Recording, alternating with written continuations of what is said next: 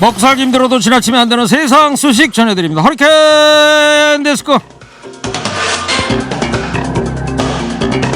첫 번째 소식입니다. 정세균 국무총리가 추미애 법무부 장관 아들 서모 씨의 휴가 청탁 의혹과 관련해서 국민께 심려를 끼쳐드리고 있어서 참 민망하다고 말했습니다. 어제 JTBC 뉴스룸과 인터뷰했는데요. 추 장관의 해명이 충분한가라는 앵커의 질문에는 제 생각이 중요한 게 아니고 국민의 생각이 중요하다, 이렇게 답변하기도 했습니다. 한편 특혜 휴가 의혹이 커지자 국방부가 휴가 자체에 대한 규정 위반이나 외압은 없었다며 처음으로 입장을 밝혔죠. 국방부는 우선 부득이한 사유가 있는 경우엔 전화로도 휴가를 연장할 수 있다는 규정이 있다고 밝혔습니다.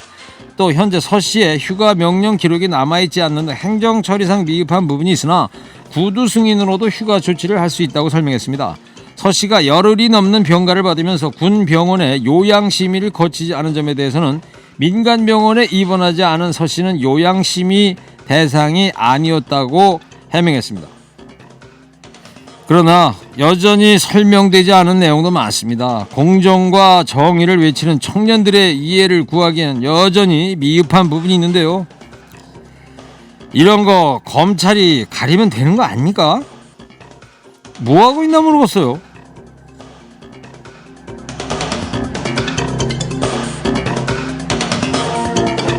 더불어민주당 한병도 의원이 자신의 차남의 병역 면제를 문제 삼은 일부 언론 보도 후에 개인사를 공개했습니다. 한 의원은 둘째 아이는 현재 21살이고 심한 자폐하다. 정신연령은 영아기에 머물러 있고 대소변을 가리지 못한다고 설명했습니다.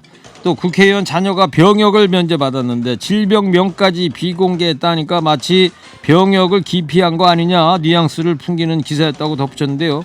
한 의원은 장애 아이를 둔 부모의 마음을 헤아려 달라는 이야기가 아니라면서 전화라도 해서 취재했다면 사유를 듣기엔 5분이면 충분했을 것이라고 지적했습니다. 그런가 하면 조선일보가 추미애 법무부 장관 아들 서모 씨의 프로축구 구단 인턴 채용을 문제 삼으며 무리한 공세를 펼치고 있습니다. 서 씨가 올해 2월 전북 현대사무국 인턴에 최종 합격한 과정에 의문을 제기했는데요. 익명의 프로축구 관계자의 말을 인용해서 무릎 상태가 좋지 않은데 어떻게 축구구단의 업무를 수행할 수 있느냐 이러면서 트집을 잡았습니다. 그러나 전북 현대 측은 채용 전 과정이 블라인드로 이루어졌고 무릎 통증 역시 행정 업무를 주로 담당하기 때문에 별다른 지장이 없다고 설명했습니다. 익명의 제보자에 따르면 이렇게 써놓고 아니면 말고 이렇게 읽는 건가요? 이건요 언론의 자유가 아닙니다. 알 권리라는 미명하에 벌어지는 언론의 폭력일 뿐입니다. 다음 소식입니다. 김홍걸 더불어민주당 의원과 조수진 국민의힘 의원이 지난 총선 때 10억 원 안팎의 재산을 신고해서 누락한 것으로 드러나면서 국회의원 재산 등록을 둘러싼 논란이 확산되고 있습니다.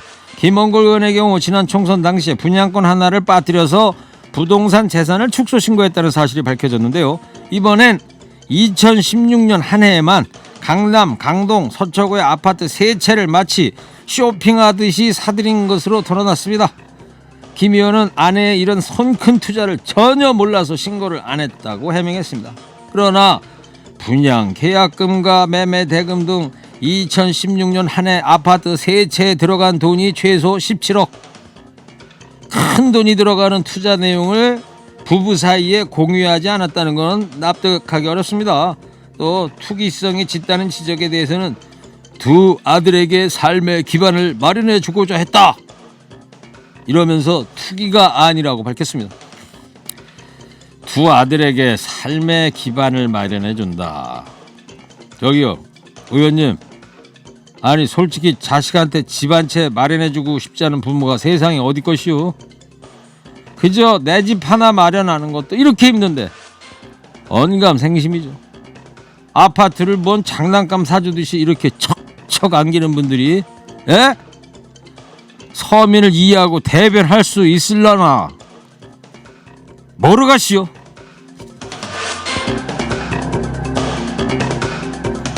정광훈 목사의 지지 세력인 8.15 집회 비상대책위원회가 다음 달 3일 개천절과 9일 한글날 대규모 집회를 강행한다는 계획을 밝혔습니다.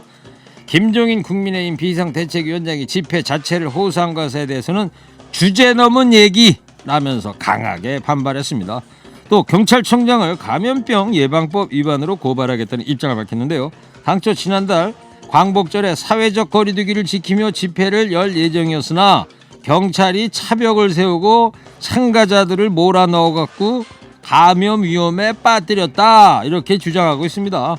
최인식 비대위 사무총장은 우리가 정부에 요구하는 건 방역에 도움이 되는 집회를 할 수 있도록 매뉴얼을 달라는 것이라면서 원천적으로 금지할 게 아니라 헌법이 보장한 자유에 따라서 법을 지켜서 집회할 수 있도록 해야 한다, 이렇게 말했습니다.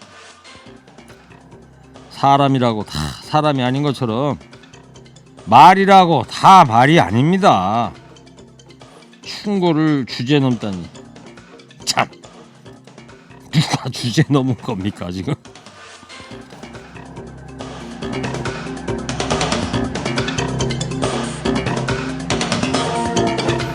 마지막 소식입니다. 의대 학장 원장들로 구성된 한국의과대학 의학전문대학원 협회가 의대생들한테 학업과 국가시험에 매진하라고 호소했습니다.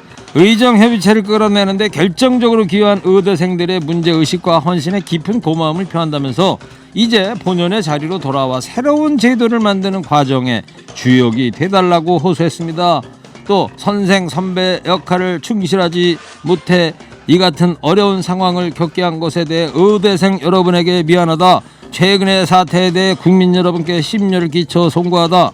이렇게 사과를 하기도 했습니다. 그러나 정작 어제 찬반 투표 진행했던 의대생들은 동맹휴학 계속하기로 했습니다. 다만 4학년들의 국가고시 거부 지속은 정해지지 않았습니다. 학장들은 사과하는데, 예? 정작 의대생들은 사과는커녕 갈 때까지 가보겠다, 이거군요. 그래요. 1년 동안 어떤 의사가 돼야겠는지 앞으로 잘 생각해 보시고 시험은 내년에 보는 걸로 합시다. 오늘 허리케인 데스크 여기까지 하겠습니다. 깨어있는 시민이 됩시다. 잠시 후에 무거운 녀석들과 주요 뉴스 더 자세히 살펴보겠습니다.